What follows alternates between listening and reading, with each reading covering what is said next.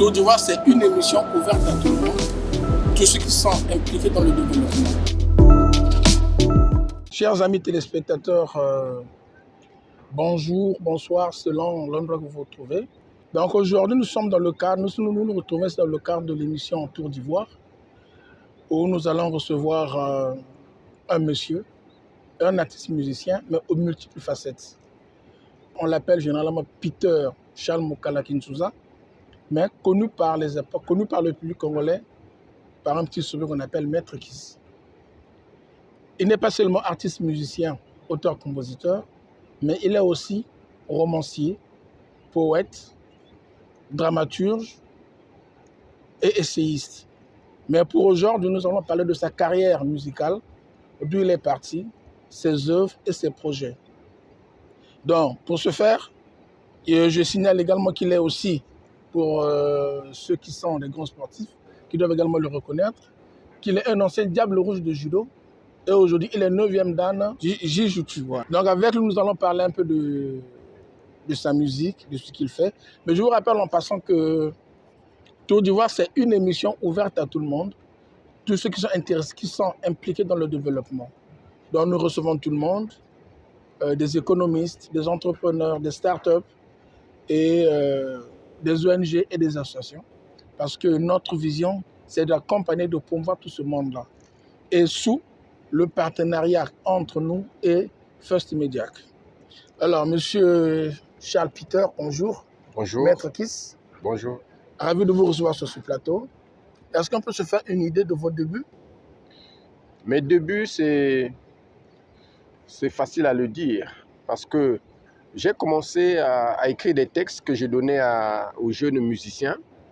Vous étiez parolier alors? J'étais parolier. Je donnais aux jeunes musiciens qui chantaient. Et c'est vers 2015 qu'un déclic s'est réalisé. Et en suivant bien sûr les conseils des autres, un ami qui m'a conseillé me disant « Mais attends, mais tu peux chanter toi-même, tu peux essayer de chanter ». Donc au départ, je ne me voyais pas chanter. Je ne me voyais pas chanter, je me faisais tout simplement parolier. Et après, en 2016, c'est là où j'ai chanté. J'ai chanté en collaboration avec un groupe qui était à Bakongo, on appelait Bax Boys. Donc avec eux, nous avons chanté 4 titres. Donc c'était un maxi single de 4 chansons, de 4 titres. Le maxi single s'intitulait « Je suis noir ». Et c'est même le titre phare de cet album. Donc voilà un peu. Voilà, quand vous parlez, on dit que le titre de cette chanson était « Je suis noir », c'est vrai, nous venons au monde, chacun à sa race. Nous avons les blancs, les jaunes, les rouges, les noirs. Mais pourquoi avoir mis en avant un accent particulier sur « Je suis noir » ? Le message à faire passer, c'était lequel au fait ? Bon, il y a 2 facettes dans ce que je dirais « Je suis noir ». La première facette, c'est dire que l'humanité, à la base était noire. Ce n'est pas moi qui le dis. Si déjà l'Afrique est le berceau de l'humanité, ça veut dire que l'humain est né en Afrique. Donc, les premières personnes au monde étaient visibles en Afrique. Donc, ça veut dire que ces premières personnes étaient à la base des Noirs. Bon. Deuxième facette, quand je dis noir, c'est par rapport au fait que nous sommes des Africains. Et aussi, j'ai voulu épingler le comportement néfaste des Noirs à la base dans la vie sociétale. Ce que nous remarquons, ce que nous avons souvent l'habitude de croiser, vraiment, ça démontre que nous sommes noirs. Raison pour laquelle, vous savez que même dans la vie quotidienne, nos parents ou bien nos frères ont l'habitude de dire « Ah, mais vraiment, tu es noir. Hein. » Ce n'est pas pour dire que non, tu es sombre. Non, tu es noir, c'est par rapport au mauvais comportement. Voilà comment j'avais pensé ce titre. C'est vrai, Je suis noir, c'est pour donc, en fait, c'est un titre révélateur par rapport au contenu que vous venez de dégager. Mais juste après, je crois que 2 ou 3 ans plus tard, vous avez commencé vous avez abordé votre carrière solo en mettant sur le marché de disques les mélodies de Maître Kiss. Oui. Et cet album a eu 28 titres. 23 titres. 23 titres, pardon, oui. Un mot à propos. Oui, quand j'ai décidé de mettre sur le marché cet album de 23 titres, c'est parce que je n'avais pas de temps. Je n'avais pas de temps par rapport à mon travail. Je n'avais pas de temps pour publier ces œuvres. Donc, j'avais tellement composé et je me suis dit il fallait que je lance l'album. Raison pour laquelle vous voyez que c'est le nombre est important, 23 titres. Hein, c'est comme les anciens, quand je vois les anciens, c'est comme les Werason qui faisaient des albums avec ce nombre de titres, ou bien les Papa Wemba, ou bien... Mais sinon qu'aujourd'hui, c'est difficile de voir un artiste faire sortir un album avec 23 titres. Donc, ça veut dire qu'il y a la matière. Donc, voilà. Ça veut dire que votre matière grise fonctionne encore. En tout cas, mes ressources ne sont pas encore au point zéro. Ah, d'accord. Voilà, je rappelle que puisqu'il a parlé de sa profession également, consultant en ressources humaines, une formation qu'il venait d'avoir, ça fait à peine quelques mois, grâce à une formation qu'il a eue en ligne avec des Français. Et pour aujourd'hui, Maître, je sais que nous avons parlé en amont de l'album Je suis noir. Je pense que dans quelques instants, nous allons suivre un peu ce clip pour que le public se fasse une idée. Donc, on peut déjà y aller. Le plateau, le colonel Médard a commencé à s'épeler. Naponton, Maître Vincent Gomez, le vrai Billy a dit n'avait à petit sale. Ouais, au commencement, c'était l'homme noir dans le noir. Maître Kiss Aseki.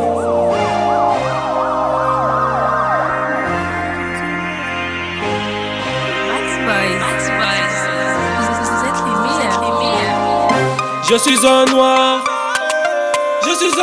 nègre.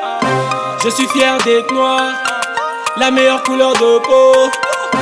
Dans mon quartier de noir, la pauvreté est atroce. L'Afrique est un continent qu'on a drogué. Le taux de mortalité en Afrique m'a choqué. Et Boko Haram n'arrête pas de nous tuer. Que peux-tu faire? Dis-moi. Voilà, nous revenons sur ce plateau après ce joli clip. Vous voyez que les jeunes sont très déterminés. Et avec une ossature comme celle-ci, je pense que ça a été une très très bonne chose. Alors, Maître, personnellement, qu'est-ce que vous pensez de la musique? Et dans la musique, qu'est-ce qui vous a accroché? Vous savez que après le sport, c'est la musique qui unit les masses. Parce que vous savez qu'entre la musique et le sport, il n'y a qu'un pas. Raison pour laquelle, étant sportif, j'ai aussi aimé la musique. J'ai aimé la musique, je me dis que c'est un moyen pour moi de m'exprimer, de faire connaître au grand public ce que je pense. Hein, il n'est pas interdit de dire ce que vous pensez. Il n'est pas interdit. Sauf si vous voulez blesser certaines sensibilités. Non. Moi, je ne blesse aucune sensibilité. Moi, je fais la musique juste pour éduquer les masses dans un cadre convivial. Donc, je ne fais pas la musique pour les polémiques que nous rencontrons. Non, non, non, non. Parce que moi, la musique, c'est... Je n'ai jamais d'abord chanté dans une chorale. Je n'ai jamais été dans un orchestre. Personne ne m'a appris la musique. Moi, je suis un musicien autodidacte. Donc, aujourd'hui, ça donne des fruits. Aujourd'hui, les gens sont surpris de savoir que je chante. Voilà, ça veut dire que, est-ce qu'aujourd'hui on peut dire, bon, je pense qu'à mon sens, je comprendrais que ça a dû être une vocation tardive. Parce que je n'ai à vous dire que vous n'êtes pas passé par une chorale. Aujourd'hui, quand vous vous mettez au devant de la scène, vous surprenez le monde. Alors maintenant, face à tout cela, quand je vois un peu, vous dites que vous ne déversez pas dans la polémique, vous préférez chanter comme tel, je voudrais un peu comprendre une chose. Le genre de musique que vous faites, c'est quoi exactement? Je n'ai pas une musique spécifique. Moi, j'écoute ma conscience, j'écoute mon instinct. Quand mon instinct me dit fais la rumba, je fais la rumba. Quand mon instinct me dit fais le R&B, je fais le R&B. Donc, je ne suis pas un musicien spécialiste d'un style, non. Si quelqu'un m'emmène sur un style, je vais aller. Donc, vous allez même voir que dans mon album de 23 titres, il y a même le reggae à l'intérieur. Il y a même le Muntouaché à l'intérieur. Donc, vous comprenez que je suis partout. Vous êtes donc un artiste polyvalent.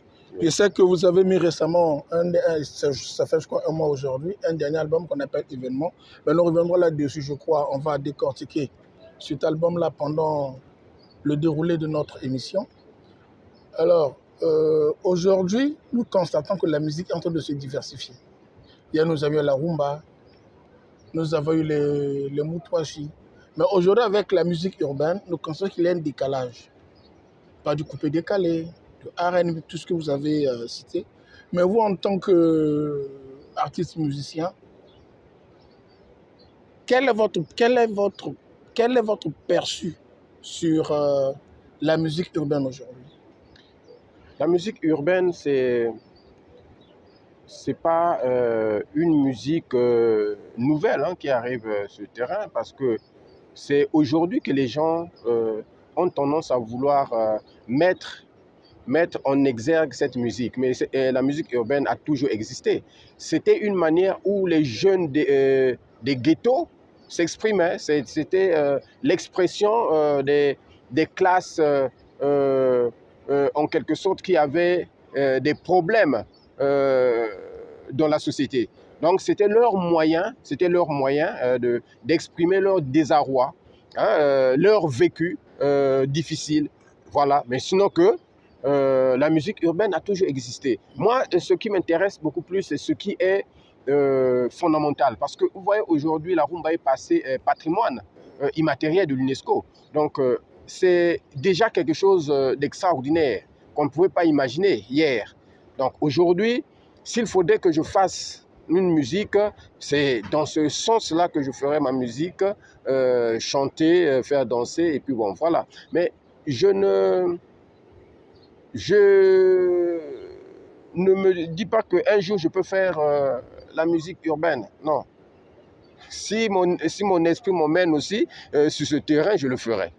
Donc, pour le moment, je n'ai pas encore pensé, mais j'y penserai. Pour l'instant, vous n'êtes pas encore tenté. C'est vrai qu'aujourd'hui, la rumba, vous venez de l'évoquer tout à l'heure, est inscrite au patrimoine immatériel de l'UNESCO. Mais il y a une crainte qui demeure quand même auprès de ceux qui, jusqu'à aujourd'hui, sont en train de prôner la rumba. C'est la disparition de cette musique-là. C'est la disparition de ce genre musical.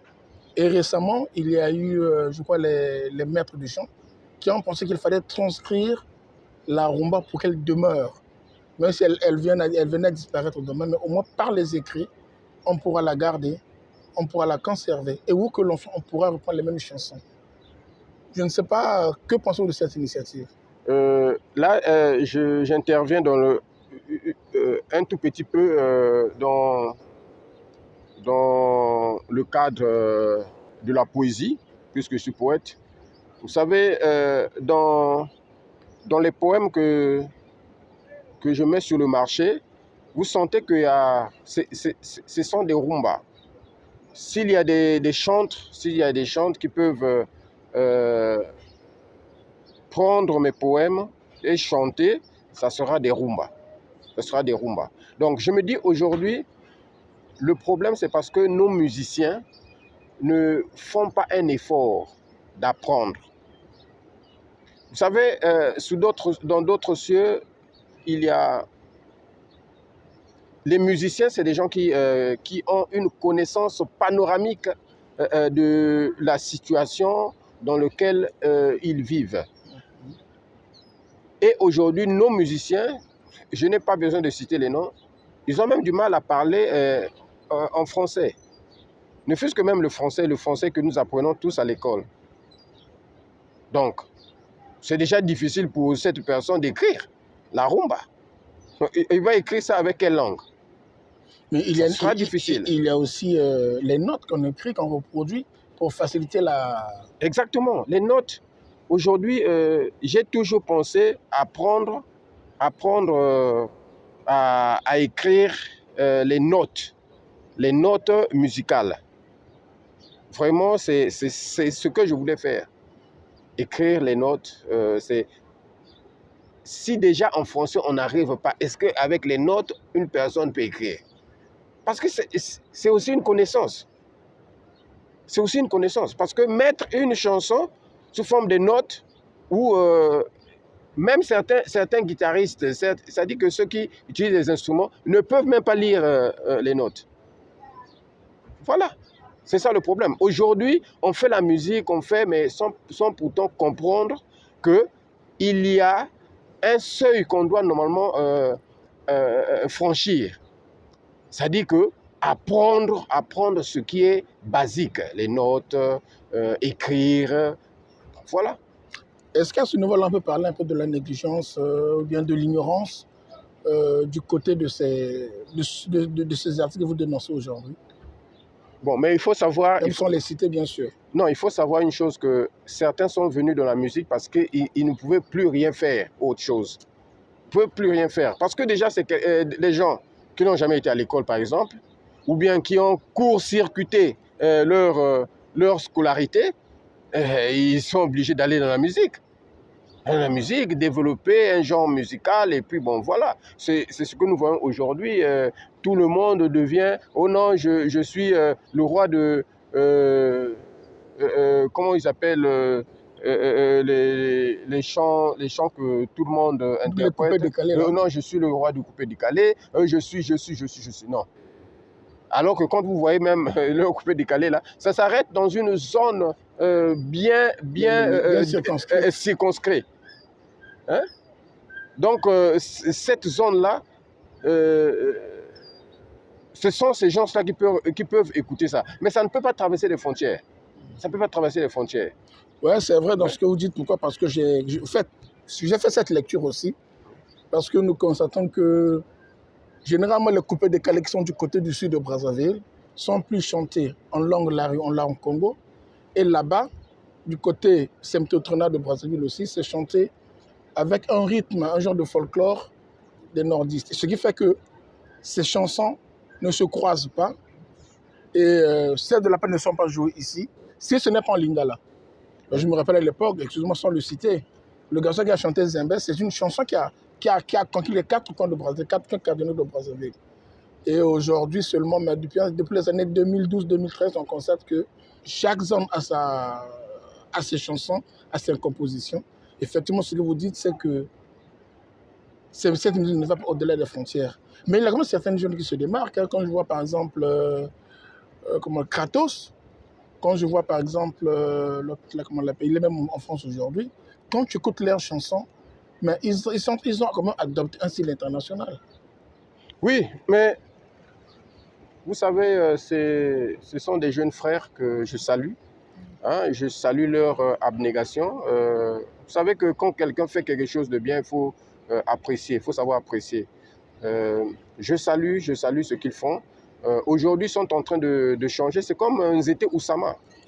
Nzete Oussama a commencé avec un style qui n'était pas trop...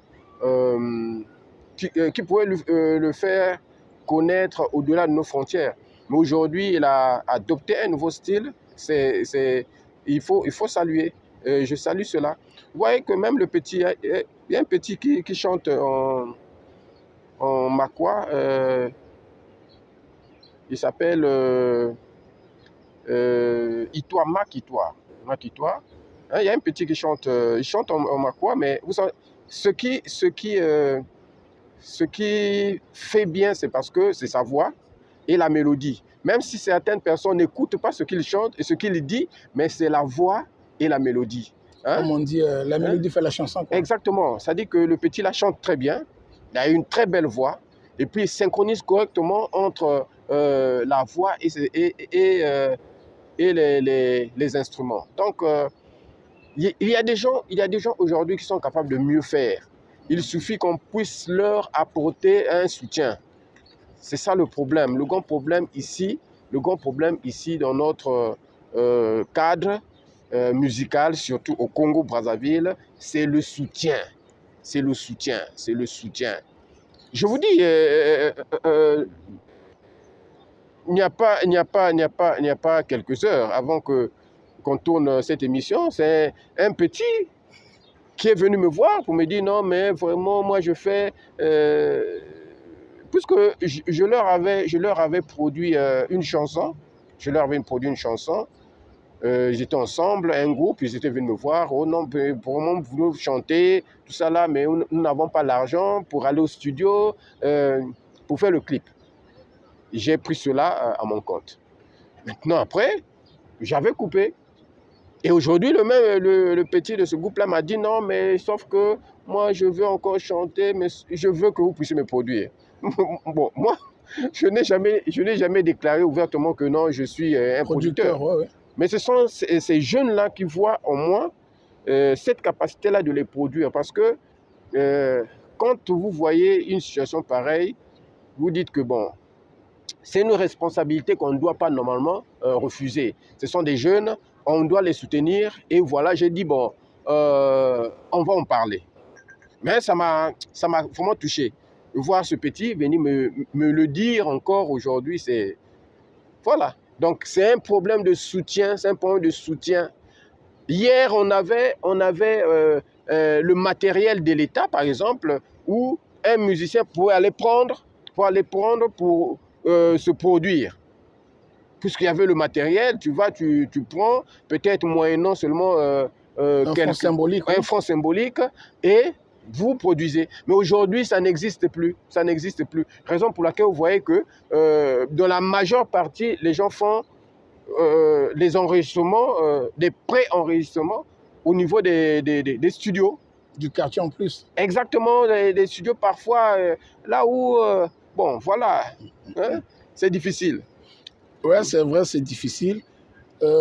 Si je vois bien, ça veut dire que vous aussi, vous êtes dans la même situation que ces artistes, vous manquez de soutien. Tout ce que je fais, c'est avec fonds propres. Je le fais avec fonds propres. Je n'ai jamais bénéficié d'un soutien quelconque. Je le fais avec fonds propres. C'est parce que j'aime la musique.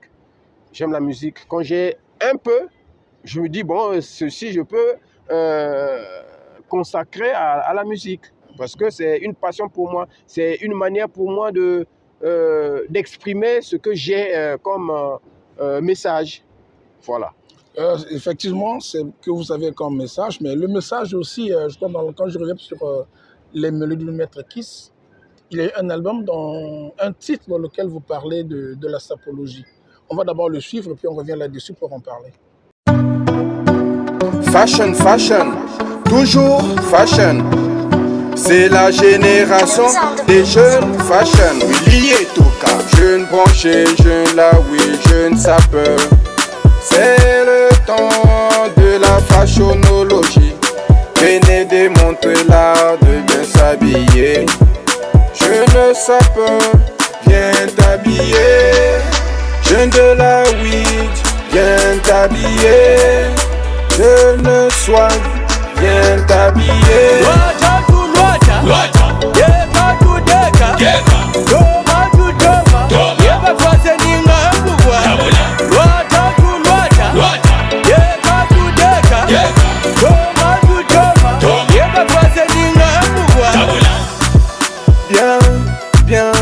Bien s'habiller.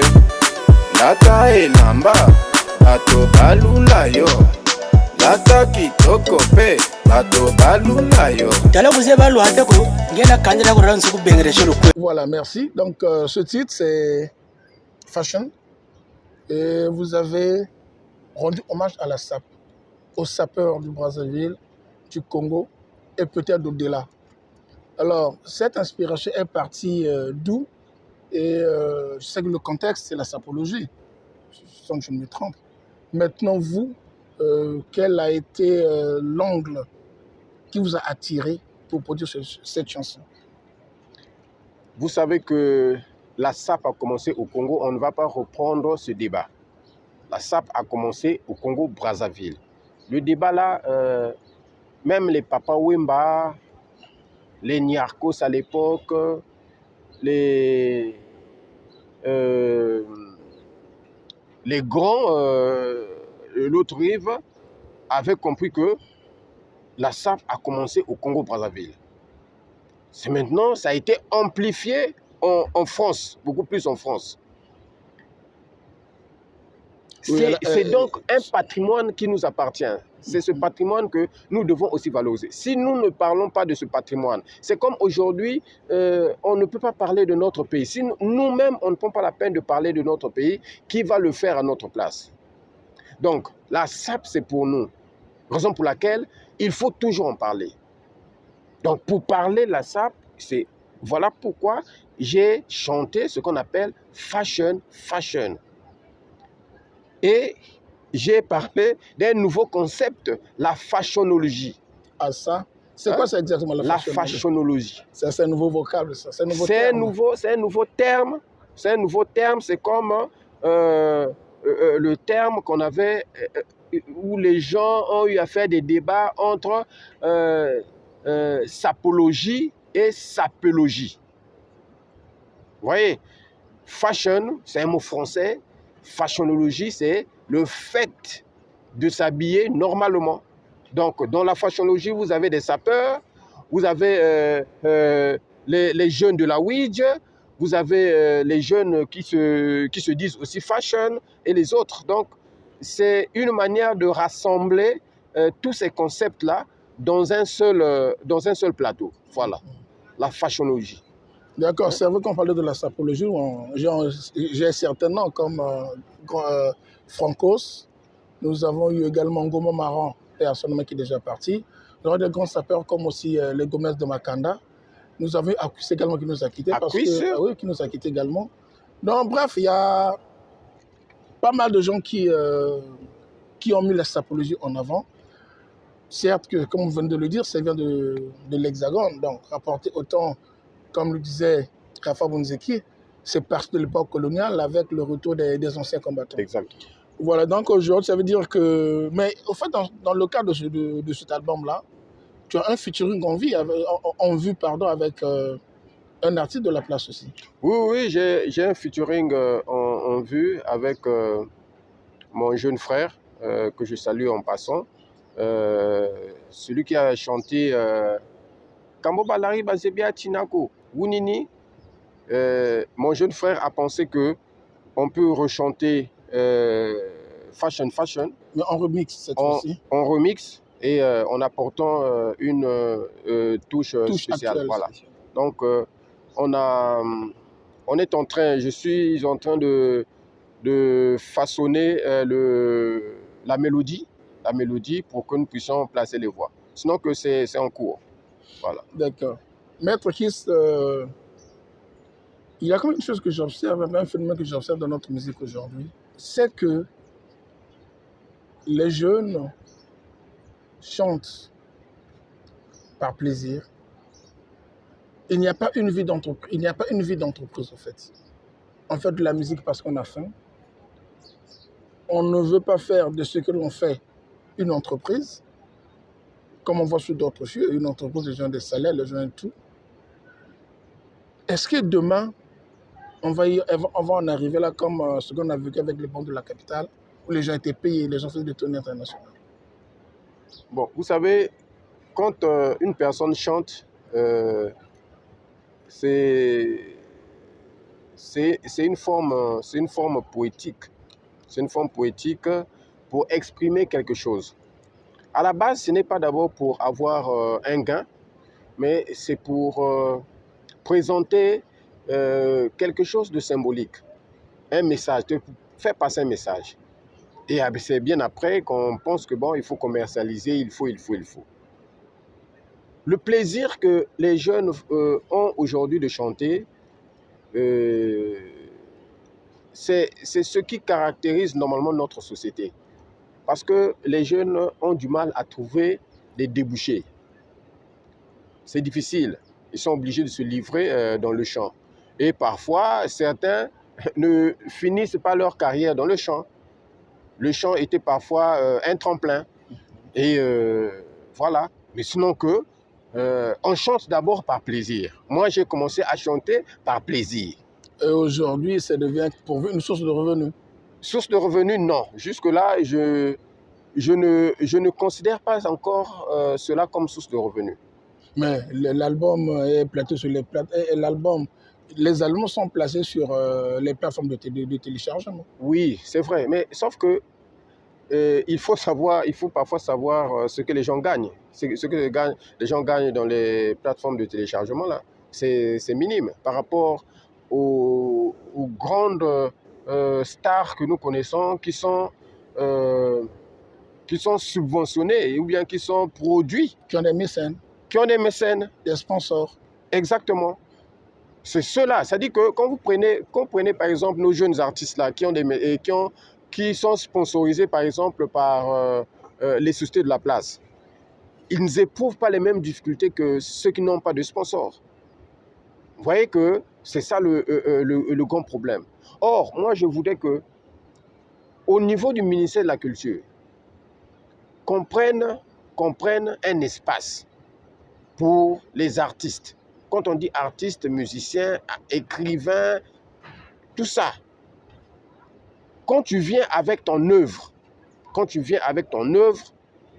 qu'on soit capable de dire oui, cette œuvre, on peut vous donner tant et le reste, vous-même, vous allez contribuer.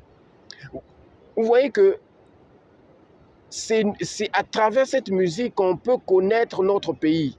C'est comme le sport. À travers le sport, quand le drapeau national est hissé et l'hymne national est entonné, c'est là où on connaît ça c'est quel pays et les gens se rendent compte que non, c'est le Congo. Donc je me dis qu'aujourd'hui, quand les gens écouteront par exemple des chants, ils vont se dire mais c'est chanté où? C'est ça normalement. Donc je pense que le ministère de la Culture pourrait chercher un moyen de faire valoriser ceux qui font ou bien font de l'honneur au Congo. Oui, c'est vrai, valoriser ceux qui font l'honneur du pays. Parmi eux, nous avons également, comme vous l'avez dit, nous avons les artistes, nous avons les écrivains, nous avons les sportifs, parce que c'est eux qui représentent le drapeau national au-delà de nos frontières. Et maintenant, pour revenir proprement à vous, avant de revenir à vous, j'aurais pu comprendre une chose. Aujourd'hui, hier, on vendait la musique avec des disques vinyles. Nous sommes passés à l'étape des CD. Et voilà qu'aujourd'hui, nous sommes dans le système des clés USB, des cartes mémoire. Et un peu partout, on voit les jeunes qui ont des ordinateurs, qui font télécharger les gens pour les passants et qu'ils revendent à tantôt un titre, un téléchargement à 25 à 50 francs. Est-ce que cette façon de faire, vous en tant qu'artiste musicien, ça vous arrange? Raison pour laquelle vous comprenez que la musique, à la base, nous faisons la musique par plaisir. Par plaisir parce que, vous voyez, quand le petit qui est au coin de la rue avec son ordinateur télécharge des chansons, c'est lui qui gagne. Il ne donne pas l'argent à l'artiste. Donc vous comprenez que ce sont des méthodes qui ne peuvent pas faire valoriser les artistes. Jamais. Les gens écoutent, ils sont heureux, mais est-ce que ça profite à l'artiste qui chante? Non. Donc vous comprenez que, raison pour laquelle, si le ministère de la Culture pourrait prendre ce problème à bras le corps en mettant des garde-fous tout autour des œuvres musicales, ça va permettre aux artistes d'exister financièrement. et les artistes ne seront plus des mendiants, comme nous voyons un peu partout. Parce que la mendicité, c'est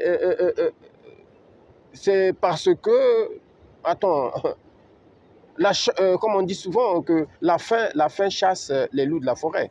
C'est-à-dire que quand tu as faim, tu es obligé d'aller vers une personne mendier. Tu ne peux pas mourir parce que non, tu ne peux pas aller faire la mendicité. Donc, c'est ça le grand problème. Le grand problème aujourd'hui, c'est le ministère de la Culture qui devrait valoriser les artistes. Mais Maître, qui est le ministère de la Culture, il a quand même une direction générale des droits d'auteur. Est-ce que ça ne va pas dans ce sens, ou ça ne va pas dans le sens de ce que vous proposez aujourd'hui? Bon, en tout cas, c'est un peu difficile de répondre parce que je ne sais pas réellement, sinon qu'on ne devait pas voir tout ce que nous voyons dans les avenues. Vous voyez, bon, je prends un exemple. Le FESPAM. Le FESPAM. Je sais qu'on ne peut pas faire participer tout le monde au FESPAM. Il y a un truc qui se fait. Il y a une sélection. Exactement. Mais cette sélection, parfois, vous voyez, les gens qui sont sélectionnés, les soi-disant sélectionnés, c'est parfois des gens qui n'ont pas de l'étoffe. Hein, parce que la musique, il faudrait aussi qu'il y ait un sens dans le message. Qu'on comprenne normalement le but de cette chanson. Ça vise quoi normalement? C'est des gens comme ça parce qu'ils sont cooptés. Ils sont cooptés par-ci, par-là, et pour se retrouver là. Donc vous voulez parler des affinités? Mais ce sont des affinités. On n'a pas besoin d'aller se cacher pour le dire. Certains arrivent à chanter lors des FESPAM parce que c'est par mesure affinitaire. C'est ça le problème. Et cette façon de faire les choses, vous, ça ne vous arrange pas? Non, ça n'arrange pas à tous les musiciens. Je me rappelle même il y a une certaine période où Roga s'insurgeait du fait que les musiciens qui revenaient de l'autre côté étaient plus valorisés que lui, par exemple, qui fait l'honneur du pays. Mais il n'a pas été le seul, même les journalistes également. Exactement. Moi, je me souviens, à tous les festivals, j'y suis souvent à tous les festivals. C'est là un peu la grâce que j'ai eue jusqu'à la dernière édition. On a vu des journalistes de l'autre côté qui arrivent, mais qui ont touché plus d'argent que nous qui avons fait le relais. Bon, mais bref, là n'est pas le débat. Bon, je crois que d'ici le mois de mars, la prochaine édition est en train de se préparer et aura lieu en mars, si tout se passe bien. Est-ce que vous comptez participer à cette édition et est-ce que vous envisagez déjà entreprendre des démarches? En tout cas, si l'occasion m'est offerte, en tout cas, j'y participerai. Ça vous de faire le premier pas? Exactement, je sais que c'est à moi de faire le premier pas, mais sauf qu'il faudrait que ça soit ouvert. Ça soit ouvert pour que nous puissions avoir la possibilité d'aller se positionner. Maître Kiss, l'album événement qui est actuellement sur le marché, c'est un single de 4 titres. Un album que vous avez sorti récemment. On va d'abord suivre un extrait de cet album, de ce maxi single.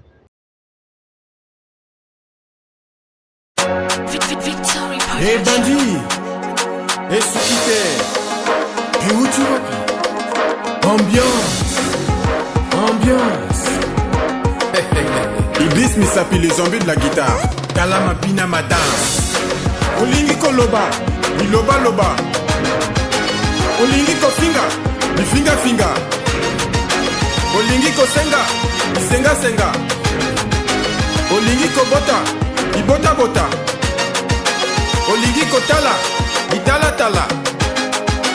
Olingi Komela, Mela. Oui, on vous voit tourner ce clip, je crois, dans la forêt de la Patte d'Oie. Oui, j'ai tourné au niveau de la forêt de la Patte d'Oie. J'ai tourné aussi à Bantou Beach la nuit. Ici où nous sommes exactement. Je vous dis que Bantou Beach se trouve juste après le pont du Djoué. Voilà. On appelle ça, les gens connaissent ça généralement par le nom des pieds dans l'eau. Donc nous sommes ici en face du Djoué. Nous sommes en train de respirer l'air pur. Et à Bantou Beach, je crois que vous comprenez qu'il y a tout ici. Il y a à boire, à manger. Et dès que vous arrivez, on vous offre déjà comment on appelle ça, des trucs de nos aïeux. Exactement, il y a la cola, le Monjonjo. tout est là, et c'est gratuit. Et c'est gratuit, vous n'achetez rien. Et maintenant, bon, ceux qui voudraient rajeunir un peu, tout est ici, là. Donc, bref, voilà, donc, ça a été tourné ici. C'est un espace très bien, appréciable et très envoûté. Alors, Maître, comment se présente maintenant, comment se comporte l'album sur le marché?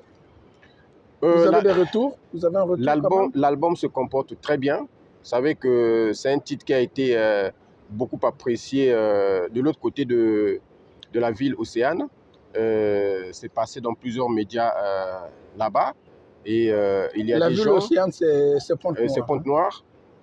Donc, il y a beaucoup de gens qui m'appellent pour aller faire des prestations, des concerts. Voilà, des playbacks. Donc, ça prouve à suffisance que le titre était bien reçu. D'accord, Maître Kiss, le titre a été bien reçu.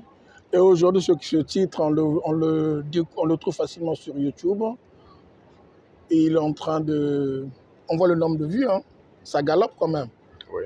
Donc, voilà, donc, nous sommes en train d'arriver petit à petit à la fin de notre émission. Maître Kiss, peut-être qu'il y a...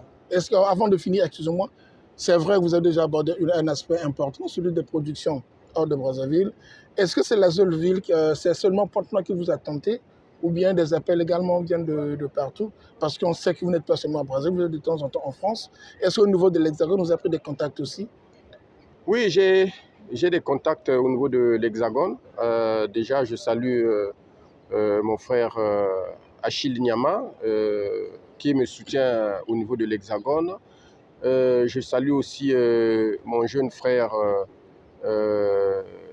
Sengi Gloire. Ce sont des gens qui me soutiennent de l'autre côté. Je salue aussi Prince Kimpuni, lui surtout dans le cadre de la sapologie. Ce sont des gens qui me soutiennent de l'autre côté. Oui, en tout cas, j'ai aussi un bon retour de l'autre côté là-bas pour ce chant. Dieu voulant, une fois là-bas, je pense que je pourrais faire quelque chose, un petit truc dans un espace un peu réduit. Voilà. D'accord. Ça veut dire qu'il y a des lendemains meilleurs pour l'album événement. On le constate sur les réseaux sociaux. De temps en temps, on le joue. On passe déjà que nous sommes arrivés ici, nous sommes en train de tourner l'émission, on nous a accueillis par la chanson événement. Ça veut dire que cette chanson est en train de convaincre petit à petit le public congolais. Voilà, on n'a plus assez de minutes pour cette émission. Peut-être, je crois qu'il y a une dernière préoccupation pour que nous mettons un thème à cette émission. Je suis très heureux de vous accueillir. Ça a été un plaisir de partager ce petit moment ensemble avec vous. Moi, je pense que pour que vous puissiez aussi faire un travail de qualité, il faudrait que vous ayez aussi un peu de soutien. Moi, je pense que les médias, surtout en ligne, ce sont ces médias-là qui font la fierté des artistes. Parce qu'aujourd'hui, nous savons que la chaîne nationale, même au niveau de la chaîne nationale, pour passer, on vous demande toujours quelque chose. Donc, ce n'est pas trop suivi, même si c'est sur le bouquet, ce n'est pas trop suivi. Mais hors les médias, même avec ton téléphone, ton smartphone, tu suis ces médias. Donc, moi, je me dis que c'est une bonne chose, ce que vous faites, et je vous encourage, et j'espère que nous allons faire long chemin avec vous, et que dans les prochains jours, on va peut-être, avec l'aide de Dieu, avoir peut-être des gens ou des mécènes qui vont nous soutenir pour que nous puissions réaliser encore des grandes choses. Voilà un peu mon dernier message. Voilà, donc ça c'est le vœu, ou disons le vœu de l'année 2025 que nous venons d'amorcer. Voilà, nous sommes arrivés à la fin de notre émission. Nous vous disons merci de nous avoir suivis de partout dans le monde. Je vous rappelle, nous avons reçu aujourd'hui M. Peter Charles Mukala Kinzuza, dit Maître Kiss, qui nous a parlé de ses débuts de la musique, de ses œuvres et de ce qui pointe à l'horizon. Nous vous donnons donc rendez-vous pour la même émission, Tour d'Ivoire, la semaine prochaine ou dans les prochains jours. Une fois de plus, nous vous en remercions et ciao. Tour d'Ivoire, c'est une émission ouverte à tout le monde, tous ceux qui sont impliqués dans le développement.